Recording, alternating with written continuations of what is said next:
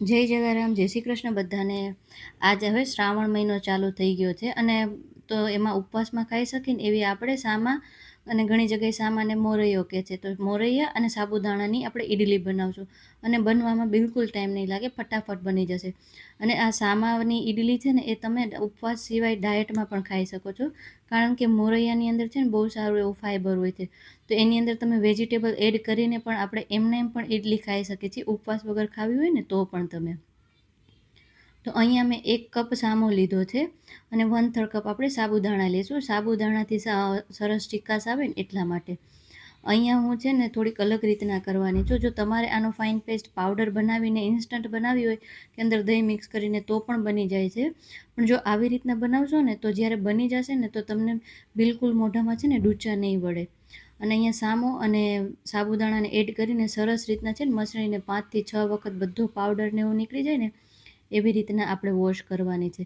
જો આવી રીતના તમે ઈડલી બનાવશો ને તો તમે ખાશો ને તો મોઢામાં એકદમ સોફ્ટ લાગશે, ડૂચા વળતા હશે કે કોરું કોરું તમને નહીં લાગે. એટલા માટે કે આપણે પલાળીને આવી રીતના કરવાનું છે. પછી સરસ ધોઈને એનું આવી રીતના આપણે પાણી નીકાળી દઈશું. આ એટલી હેલ્ધી ઈડલી છે ને કે આપણે ઉપવાસ સિવાય પણ ખાઈ શકીએ છીએ અને તરત જ બની જાય છે, બનવામાં બિલકુલ ટાઈમ નથી લાગતો.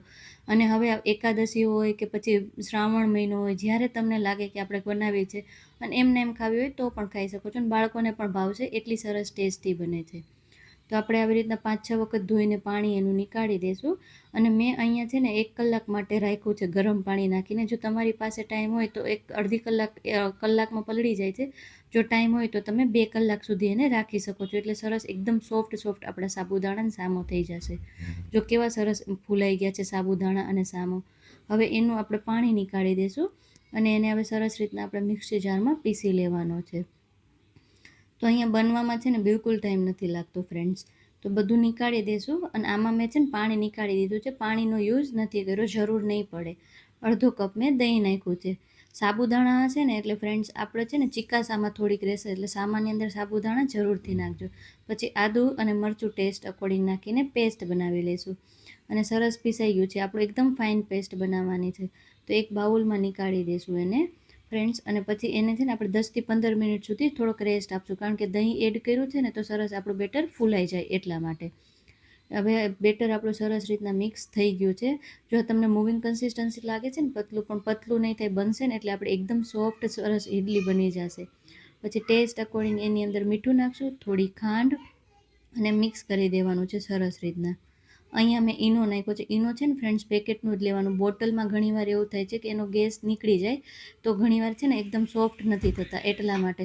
અને ઉપરથી આપણે લીંબુનો રસ નાખશું. લીંબુનો રસ અને ખાંડ જરૂરથી નાખજો. એકદમ ખટમીઠા એવા આપણા ઇડલી ઢોકળા બનશે, બહુ જ મજા આવશે ટેસ્ટમાં. અને થાળીની અંદર થોડુંક ઇડલીની અંદર આપણે તેલ નાખશું. ઇડલીને મીન્સ ઇડલી મોલ્ડ છે ને એની અંદર વધારે તેલ નથી નાખવાનું ફ્રેન્ડ્સ. તો ઘણીવાર છે ને ચોટેલી રહે છે, આપણને એમ કે તેલ વધારે નાખીને ઇડલી ફટાફટ નીકળી જાય, એવું નથી. તો એટલું થોડુંક જ તેલ નાખવાનું, એટલે સરસ રીતના આપણી ઇડલી ઇઝીલી નીકળી જશે.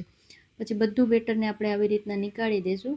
અને અહીંયા મેં પાણી ગરમ થવા માટે મૂકી દીધું હતું. અને લીંબુ એટલા માટે પાણીમાં રાખ્યું છે કે આજુબાજુમાં ક્ષાર વ્હાઇટ કલરનું ન થઈ જાય. અને ઉપરથી મેં મરી પાવડર નાખ્યો છે. અને હાઈ ફ્લેમ પર 12થી 15 મિનિટ સુધી આપણે થવા દેશું એને.